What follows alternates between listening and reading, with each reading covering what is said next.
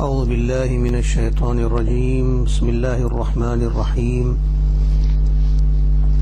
الحمد لله الحمد لله الحمد لله وشكر لله الحمد لله رب العالمين والصلاة والسلام على أشرف الأنبياء وسيد المرسلين سيد الدنيا والدين إمام المحبوبين سيدنا ومولانا محمد صادق الوعد الأمين وعلى آله وأصحابه وأزواجه وذرياته وأهل بيته وابنه الكريم الغوث الأعظم عبد القادر محي الدين الجيلي وحزبه وبارك وسلم. أما بعد، فقال الله سبحانه وتعالى في قرآنه العظيم وخطابه القديم: إن الله وملائكته يصلون على النبي يا أيها الذين آمنوا صلوا عليه وسلموا تسليما اللهم صل على سيدنا وحبيبنا وشفيعنا ومولانا محمد معدن الجود والكرم وآله الكرام وابنه الكريم وبارك وسلم. جماعة المسلمين، السلام عليكم ورحمة الله وبركاته.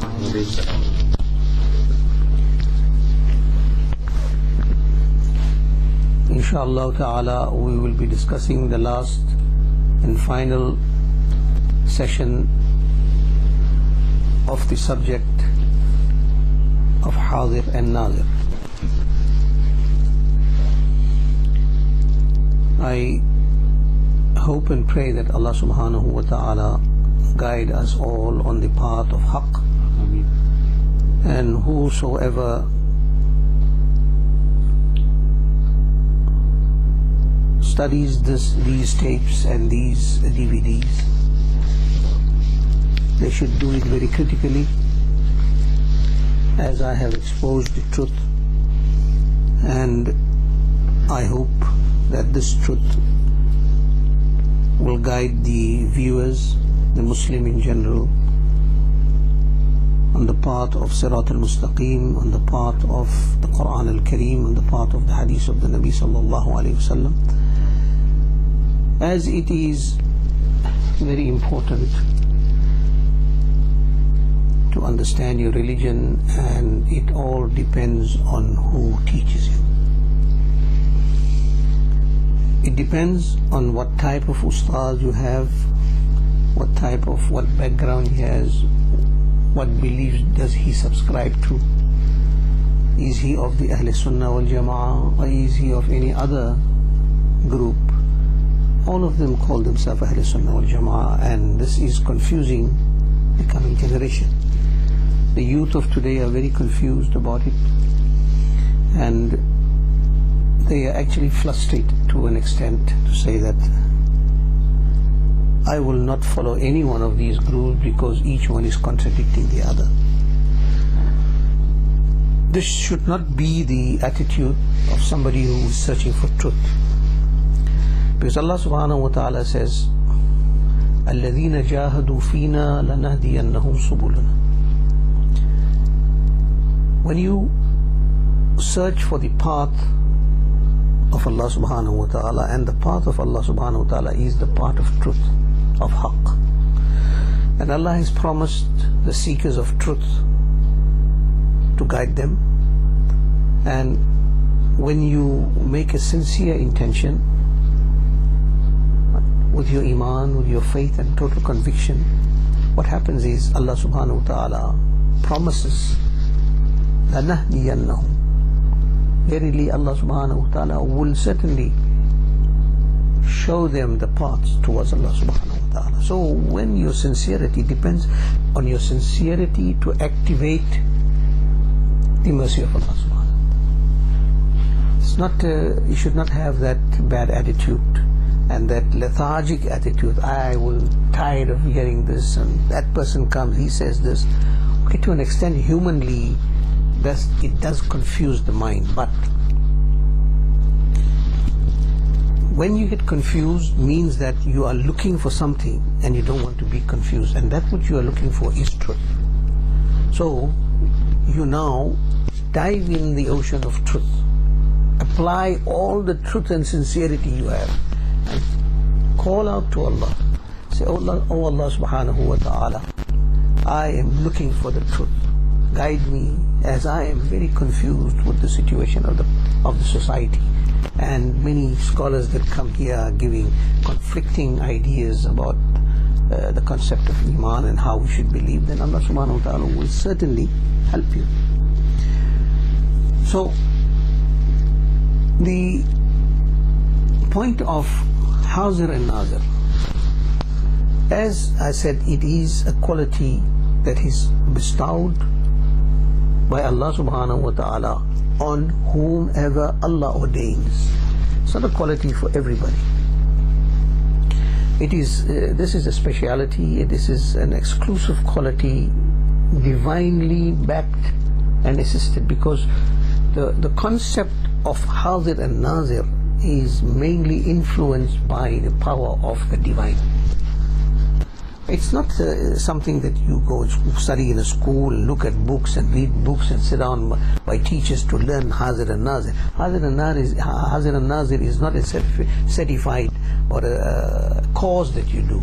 This is totally divinely ordained. This is totally divinely blessed. It is actually a manifestation of the power of the presence of Allah subhanahu wa ta'ala that He puts into the heart of an individual. When this quality is placed into your heart, it enhances your physical powers so great that it now goes beyond the barriers of physical qualities and physical abilities. Haazir and naazir is very, very unique, very powerful, and it is the light of Allah that is focused on the vision and mind and intellect and the heart. All these things are enlightened. It's not only the heart, it is the vision as well, it is the mind and the intellect as well. All these things are highly enhanced by the qudrat of Allah subhanahu wa ta'ala. So haazir and naazir is not a personal attribute or personal quality of an individual that he earns on his own account. Understand? Haazir and naazir is that unique quality that Allah subhanahu wa ta'ala blesses His servants with. And it depends on the degree of blessing that will reflect the degree of the one on whom this was bestowed, his ability and perception. So the highest order of creation and the most beloved of Allah subhanahu wa ta'ala is our master Sayyidina Mawlana Rasulullah sallallahu alayhi wa sallam, and obviously his degree and status of being haazir and naazir is above all creation. Above all creation. And by being obedient to the Nabi sallallahu alayhi wasallam, and if you are found fit and if you are blessed by the Nabi sallallahu alayhi wasallam, by the permission of Allah, He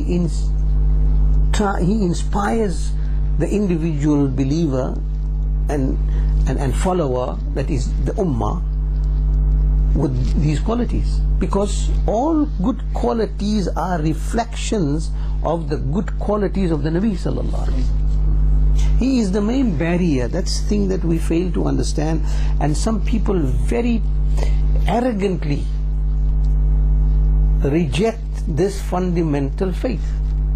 Fundamental article of faith is rejected, and is rejected. What's the irony of the thing is that they reject it from the mimbars on the day of Jummah and the khutbah. They reject it. A mimbar that belongs to the beloved Nabi Sayyidina Mustafa sallallahu alayhi wasallam. We are actually representing him on the mimbar, and there we are attacking his qualities and his beliefs. So obviously it is very disastrous when a man goes to Jum'ah on a day of Jum'ah, or he goes to masjid, he expects to be enlightened. He goes to the masjid for one reason, for spiritual enlightenment. He goes to Jummah khutbah. When he leaves the khutbah and after Salatul Jummah, when he is going home, he must be enlightened. But he is leaving confused. Now these things that are happening around the world are not going to get better if you don't change your own attitude.